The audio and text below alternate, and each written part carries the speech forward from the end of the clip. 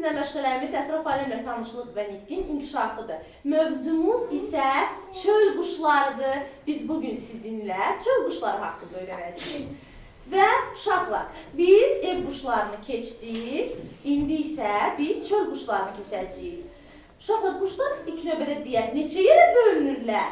4 yerə bölünür. Hansılardır?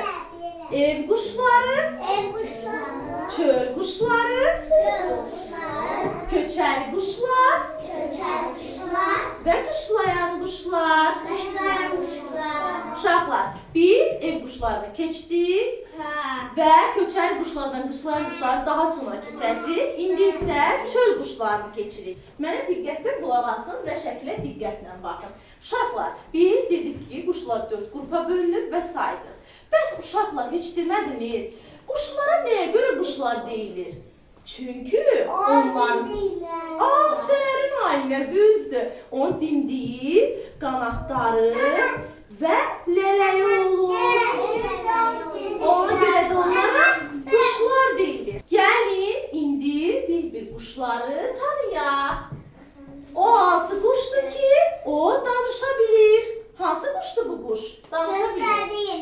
Göstərdiyin quş hansı quşdur? Tutu quşu.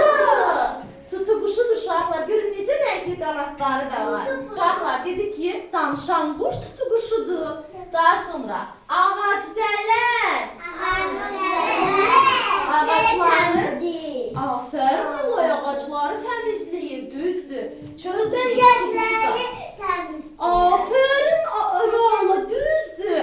Böcəkləri, ağacda olan böcəkləri təmizləyir, düzdür. Tovuz quşu. Görün necə gözəl lələkləri var uşaqlar. Uşaqlar, tovuz quşu ev quşlarına aiddir. Sonra leylək. O leylək bebek. Aferin, düzdür. Ağıllı Zəhra, düzdür. Uşaqlar, flamingo quşu. Görün nə gözəl uzun ayaqları var. Daha sonra sərçə. Daha sonra göyərçin. Göyərçin sür rəmzini bildirir. Sonra qaranquş. Qaranquş yazın xəbərçisidir. Daha sonra qarğa. Qarğa uzun ömürlü quşdur. Daha sonra bayquş.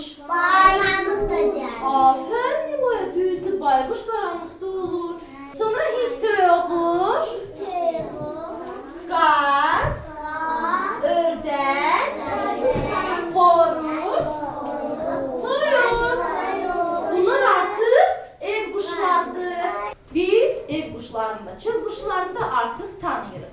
Uşaqlar, amma sizə bir şey də deyim ki, ən böyük çöl quşu dəvə quşudur. Yadımızda saxlayaq.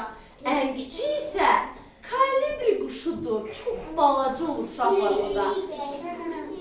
Uşaqlar, dedik ki, ev quşlarını və çöl quşlarını tanıdıq. Uşaqlar, bəs ev quşlarının çöl quşlarının fərqi nədir? Yox, fərqi var. Fərqi odur ki, çöl quşları səmada uça bilir. Ev quşları isə həyətdə,